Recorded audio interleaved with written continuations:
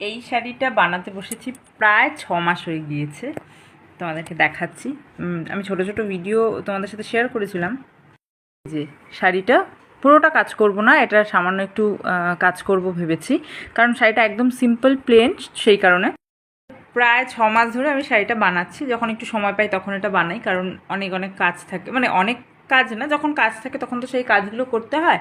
তো এখন ভাবলাম যে এখন কোনো কাজ নেই, সমস্ত কিছু কাজ এখন হাতটা ফাঁকা আছে, এখন এই শাড়িটা ধরি, পুরোটা এটা কমপ্লিট করব, একদম শেষ করব। তারপরে তো সময় হয়ই না, মাঝে মাঝে এই সেই বিভিন্ন ধরনের সেলাইয়ের কাজ যারা করো তারা খুব ভালো করে জানবে যে যখনই আমরা কোনো কিছু নিজের থেকে তৈরি করি, কেউ অর্ডার দিয়ে গেলো, মেজারমেন্ট দিয়ে গেলো, সেটা আলাদা জিনিস, বাট নিজে থেকে যখন তৈরি করি তখন মাথা যদি পিসফুল না থাকে, মানে খুব যদি ঠান্ডা মাথা না থাকে, তাহলে তুমি কোনো রকমের ক্রিয়েটিভিটি কোনো কাজই করতে পারবে না। তো আমারও সেম জিনিস হয়। তো যাই হোক, এই করতে করতে 6 মাসে মোটামুটি শাড়িটা শেষের দিকে, একদমই শেষের দিকে, এখন অল্প একটু বাকি আছে। ভাবলাম যে এই 2-3 দিনের মধ্যে আমি শেষ করব, কিন্তু তারপরে এতগুলো কাজ এখন পেন্ডিং পড়ে আছে। এই যে ব্লাউজ, এখানে এখানে কতগুলো কাপড়, ব্যাগ ভর্তি, তো এগুলো সব কাজ আছে।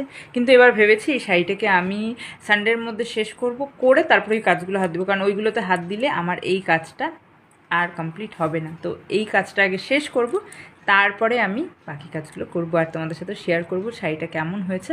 তোমরা কিন্তু আমাকে অবশ্যই জানাবে, কারণ অনেক ইচ্ছে আর অনেক উৎসাহ সমেত এই শাড়ির কাজটা শুরু করেছি। দেখা যাক কতটা কি ভালো হয়।